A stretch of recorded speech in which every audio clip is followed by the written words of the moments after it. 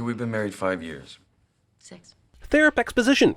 Also, husband can't remember how long he's been married and is immediately corrected by his wife cliche. Also, is that a f***ing ashtray between them? I'm not even really upset, since I think most people could use a smoke or two during a therapy session. But this is f***ing 2005, man. Ain't no way a reputable psychiatric service would have that shit out and available. On a scale of 1 to 10, how happy are you as a couple? Yo, the voice of the therapist is William goddamn Fichtner. If you've got William goddamn Fichtner in your cast, you show that man. Off-screen therapists could be anyone. Hell, you could get the rhythm guitarist from Nickelback to play this role for 10 cents on the dollar. How often do you have sex? I don't understand the question. These people are stupider than the president's cabinet in Idiocracy. Or in 2020. Also, this is a pretty hilarious exchange, given that this movie is credited with an affair that ended Braniston. Or was it Jennifer? Anyway, it ended a romantic Hollywood romance because of an alleged affair, so the answer to the question here is probably, technically, a whole f***ing lot. Or, in whose trailer are you talking about? In case you confused it with Bogota District of Colombia. I see we are using his description of the time length instead of hers, eh? That's sexist. And also the movie clearly already suggested he was wrong and she was right, making this text prompt even more sexist. Not one of these hyper-aggressive military guys notices John obviously grabbing for his gun or Jane reaching for her knife. Even if they weren't going for their weapons, wouldn't you pay attention to either of these assholes lifting up their clothing? To dodging bullets. Dodging bullets. They fall in love in a single evening because they didn't watch Speed to see that relationships that start under intense circumstances rarely last. And what's really going to bake your noodle later is wondering if I'm talking about the actors or the characters. Wasting a perfectly good shot glass. Oh yeah, good luck getting it up tonight, Johnny boy. You ain't 25 anymore, and poor Jane's gonna soon be familiar with the term tequila. This is an incredibly dilapidated building. It's the opposite of romantic. There are literal holes in the walls. I can almost smell the rat droppings. Sheets! Kissing while the world behind you literally burns. Very American. Also, he's been up for a while and went out and stuff, but she literally just climbed out of bed, so her breath right now must be somewhere between armpit and vomit, right? Suddenly we're in New York, which is fine, but I have no idea how much time has passed. Beginner's luck. I understand John wants to keep his assassin identity under wraps, but why can't he just be a good shot? Hell, Telly grew up around Ocean City Boardwalk in Jersey and played this game a million times. Tom Cruise insisted on doing this stunt himself, even though he's not in this movie. He's gone as much as I am, so it's perfect. I know love does weird stuff to us, but she's not remotely interested in checking this guy out. She's a spy, so I would think the first thing she does before dating a guy is background check him in the deepest of ways, no? Consigning Kerry Washington to play the sidekick in Jane's operation. Give the whole thing 6 months tops. What basically every media outlet said about CinemaSins back in early 2013. Why does badass assassin John look like he's getting his ever-loving ass kicked by this tomato can during this sparring match? 2 assassins are married for 6 years without either of their secrets coming out. Seriously, 6 years they've been married, but they still haven't worked out the driveway protocol? I call shenanigans. This is first year of marriage material, no question. People have been working here for 25 years, have never seen the inside of that elevator. Then, wouldn't that be common knowledge? And if the elevator is off limits, just put a sign on that bitch. Holy shit, is that Keith David? I know Brad and Angelina are the hot right now. But how much other movie star wattage did they waste in this movie? The director said, ceramic apples! And then he passed out like an asshole. How many bell peppers does this 2-person family need? I can't necessarily prove it, but after watching Ocean's 12, 7, World War Z, and Thelma and Louise recently, I've discovered that we're dangerously close to a Brad Pitt is rained on during a movie cliche. Hell, his character's name in Inglourious Basterds was even called Rain. Anyway, this cliche, as we all know, was previously held for many years by John Cusack. What is that called? Marriage. You awful marriage therapist. How is this attempt to normalize this mundane behavior helping anyone in this situation? So Jane is going out to kill some dude, and John is going out to kill some other dude, and they've already had dinner, which was at 7. It has to take at least a few hours to get all the way to the city to murder these f***os and get back home, but they still go to the neighborhood party later this night. So when did that get-together start up? Are they into all-night ragers around here? If so, why aren't the Smiths more into their community? We got a plane in an hour. The hell? Why did this dude call for a whole f***ing hour before he has to make a flight? Even if he's a consistently premature ejaculator, is it worth the cost? She remarked on national television, I want to focus on my salad. Brian. Martha Stewart.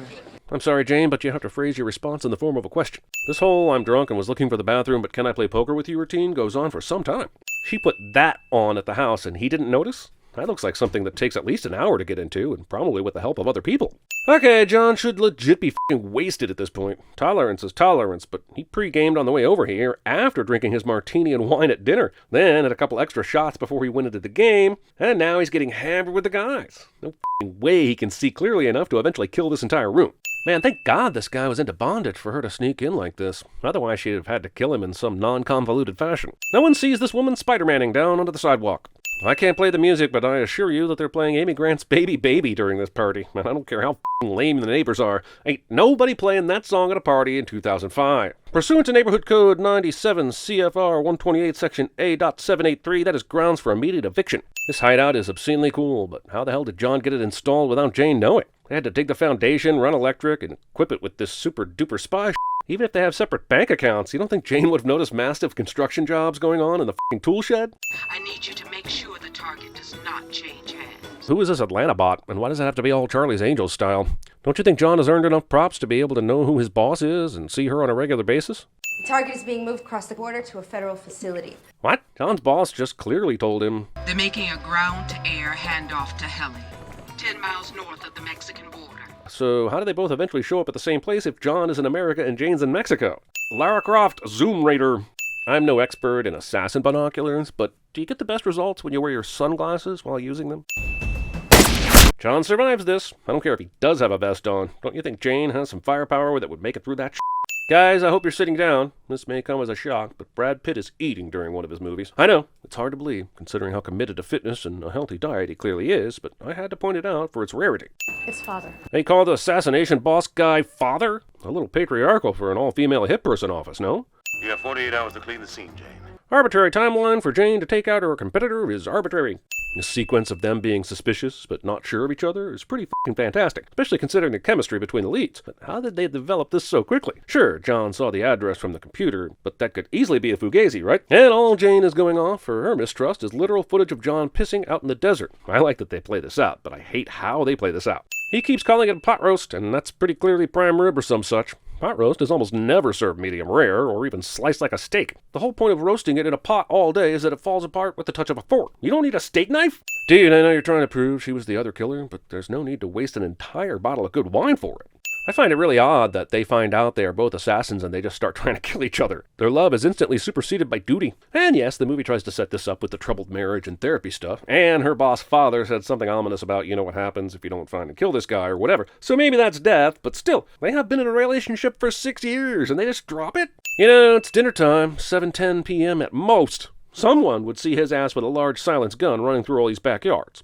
What was Jane's plan for tonight? She acted all cagey with the food and left out all the poisonous shit for John to see, but was she really planning on killing him? If not, how would she have figured out whether or not he was the other party in the desert? And what if he hadn't found out what he did from the computer today? This works out for them to be separated and regroup, but surely that wasn't what she had in mind when he got home. I'm gonna borrow this. I like where your head's at, man. You know, Vince Vaughn's character has a lot of firepower in this movie, but we never see him in operational mode. He's just the same wise ass he's been in every movie up to this point. Is there deleted footage of where he goes on a mission and viciously murders fools? Because I want to see that. Release the Lyman cut! So Johnny went to Vince Vaughn's house to hide out, but Jane went to her office, where he definitely already knows the address and You don't love him. the f***? Assassins don't need spouses for a cover story. They married because, at least originally, they were in love, right? This is funny and all, but if the blanket smells rank, so does the couch and the pillow, dog. Jane brings the entire squad to the house and does not appear to have any way of knowing for sure that her husband isn't here. She just lucks out. What is this? And why does it take 3 of you to review this f***ing wedding video? Not to mention how you found it so fast. Careful, Jane. I can push the button anytime, anywhere, sweetheart. Baby, you couldn't find the button with both hands and a map. Does this mean John's bad in bed? I know they haven't been f***ing lately, but according to the flashbacks, they were like a couple of spider monkeys at the beginning of the relationship. Did he really never find the button back then? This works. Also, no one in any of these office buildings is going to see this shit. That's worth 5 cents. Also, given how high-tech this escape route is, wouldn't they opt for some sort of safety measures? Harnesses? Shoulder straps? Gloves? Chicken shit!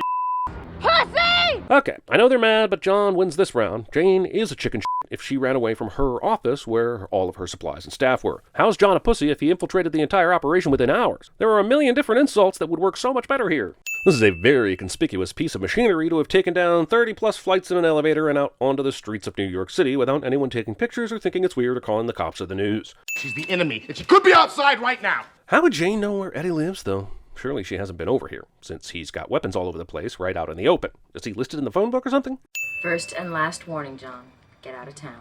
Weird! He told her to get out of town. So apparently they do love each other enough to not want to see the other one die, but they both value their own lives and careers above that. I know they were trying to off John and everything, but this is an active goddamn construction site. How did they know one or more workers weren't under that shit? Are they as cool with the collateral contractor damage as the Rebellion in Return of the Jedi? Sure, it's subterfuge, but the is this food truck supposed to be? It's named United Fried Chicken, but they list all the other shit below like burgers, steak, fish, and all kinds of shit. If you have a fried chicken truck, you should only do fried-ass chicken. Otherwise, you know it's a front for an assassin outfit. He's mad because his wife tried to kill him, so he thinks, even though he dared her to, and even though it was her employee that pushed the button. And still, he seems angrier here about the elevator incident than he has at any point prior in the film. As tango music plays, I think it's safe for film audiences to assume that anytime tango music plays, at least one of the main characters in the scene is lying and or is a murderer. Crocodile tear. Drawing firearms before the appetizer course.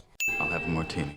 And because we're in a movie that's not sponsored by Bombay, Grey Goose, or Seagram's, I'll let you decide what kind of martini that is, despite there being many permutations of that drink. It's just part of my cover, sweetheart. Was sloth part of it too?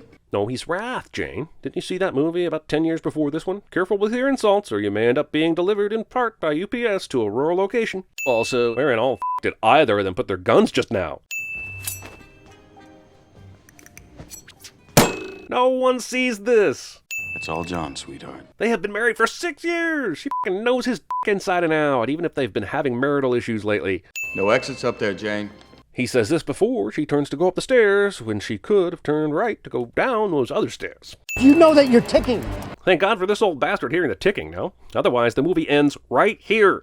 Hey, why are they both going to their house? This sets up a great sequence, don't get me wrong, but what's the end game here? They're gonna have a shootout in the f***ing suburbs? Seriously, Jane should go back to her posse and regroup, right? And John should head over to Eddie's for artillery if they're gonna really have this out. The scene where they shoot up their own house is f***ing awesome, and I will go ahead and remove one sin for it. But also, they both shoot like stormtroopers throughout this entire scene.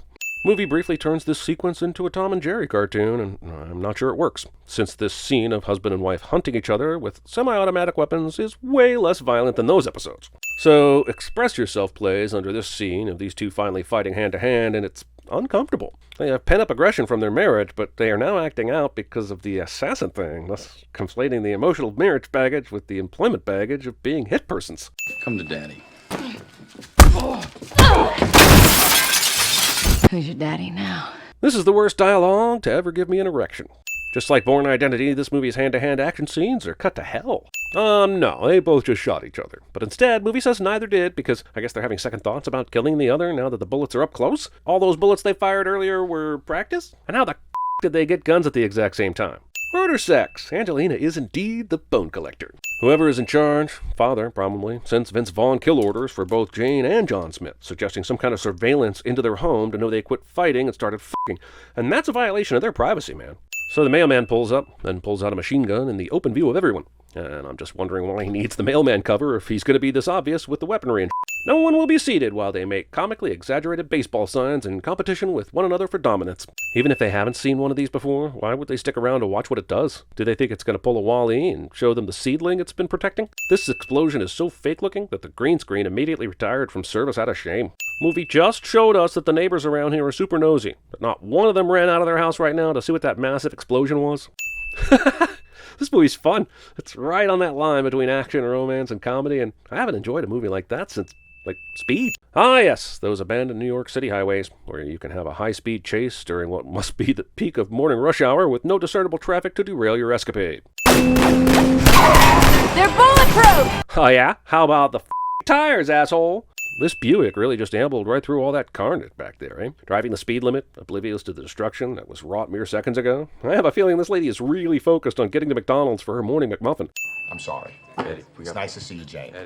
Eddie. How is Vince Vaughn both miscast and perfectly cast in this movie? He's f***ing hilarious, but do you really think a badass like John would go into business with a motor-mouth, misogynistic chungus that shows no ability to do the work that John does? And she would be the We channel, and you would be whatever channel it is that competes against the We channel.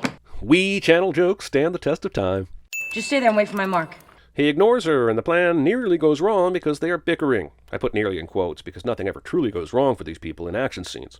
They're superheroes. That's cool, I guess, but it might actually better hammer the marital issues theme if the mission did go wrong and he got captured or nearly died. Instead, it literally cuts from the middle of the big prison break to him dumping the prisoner in the van. The van they literally parked right in front of the courthouse. So these are government agents John's murdering, right? I'm not saying all these G-men are completely innocent, but they are just doing their jobs right now. I thought John and Jane only killed the evil people like the arms dealer in the penthouse. you movie for this silly Easter egg of a Fight Club t-shirt on Adam Brody. You don't think if he's seen this movie and loves it enough to buy the shirt with its logo that he would immediately say, hey, you look exactly like Tyler Durden. This would cause serious issues for this man that the movie glosses over, most notably a broken nose and a bloody-ass face. He ends up with neither, merely a red cheek. I'm not the target you are. And I keep this picture of you two walking together in my pocket at all times, because what else am I supposed to jerk off to while I've been in prison? Is announcing your presence this bombastically really the best option when you're trying to take out two expert assassins? Even if they hadn't found the tracker on the OC's belt, they probably would be on high alert due to all the noise of you f***ers approaching, right? Let's just call this what it is. And what it isn't. God damn it, no! You're done, movie. You don't get to do this anymore. First you give us no real sense of romance or relationship and jump to 6 years into a marriage that is struggling. Then, after trying to kill each other, they f*** like animals and act totally in love and shit. Now she's saying basically this was never a real marriage, and I agree, but the movie has bent this marriage to its own will as the situation called for it, and I'm sick of it. I understand why the movie wanted to put the finale in this home and garden superstore, but why would John and Jane? There are a million places for the bad guys to hide in a place like this, and the sightlines would be terrible. Hell, Costmart would be a much better option, considering how wide those aisles probably are. Okay, I'd maybe buy that Jane's teen gave her a bunch of tactical gear as her last favor, but how did they have a vest in John's size? And how did they hide all this when they were just hiding in the shallow storm sewer a few minutes ago? This was necessary. He clubs these dudes with a huge wrench and their bodies fall to the floor, but he's concerned about not dropping the light because I guess the movie's saying no one can hear the bodies hit the floor. She gets mad when he knocks over the canned veggies, but in his defense, why is there a tower of canned veggies in what is clearly a fucking department store? I wonder if anyone in Hollywood has ever actually been on an elevator, since everyone uses the girl from Ipanema as a comic moment in an otherwise actiony sequence. Oh man, they got shot up real good, didn't they? Good thing they had those bulletproof vests on, and that the bad guys chose to only aim at their torsos during this entire assault. Yeah, that'll hold them off. After trapping these two in the shed, the bad guys take several minutes to stalk all around the shed, instead of just throwing a grenade in that bitch and ending it. This is such a cool scene. The fact that they survived this scenario is also way past the maximum amount of bullshit allowed by the FDA, so I still have to sit it, but I will admit that it's still pretty f***ing rad. I'd also like to point out that everyone involved here, including the helicopters, were assassins, not cops. So where the f*** are the cops? Doing all right, aren't we? Hang on.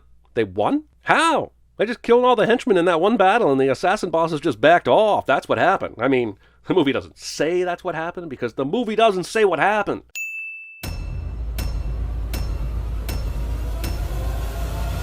I don't think you're in a position to be telling anyone to look in the mirror when it comes to relationships. You're not Mr.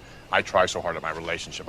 Are you a person who loves this show but doesn't own any clothes? Are you sitting there completely nude wondering if there's any way you can display your love for CinemaSins properties while also presenting yourself in an acceptable way in a public place? Good news, everyone! We here at the Sins team have launched a new merch store with the help of Teespring. With these products, you can cover your body in a multitude of ways. Want something a little breezy? Try this. This is a CinemaSins shirt. Want something a bit more modest? This pullover hoodie has got you covered. We've even got a few badass posters and one killer mug that will distract everyone from the fact that you're not wearing pants. So, check out the links below and buy yourself a damn shirt for once. Will you, for the love of God, put on a f***ing shirt? Mug does not actually commit murder. I am extremely calm, but my wife, who I love very dearly, she likes to nag, and I react to the nagging. Overreact. Sometimes, okay.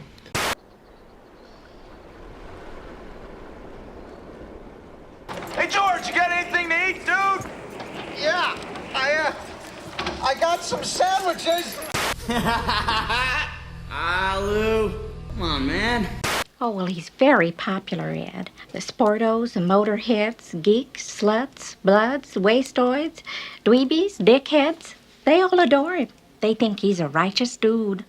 You live with your mother. Dorothy Mantooth is a saint. Hey, leave the mothers out of this, all right? Oh, sporting prep. We're friendly. Hired geek. If you want my help, you gotta listen. Number one, stop being a pussy.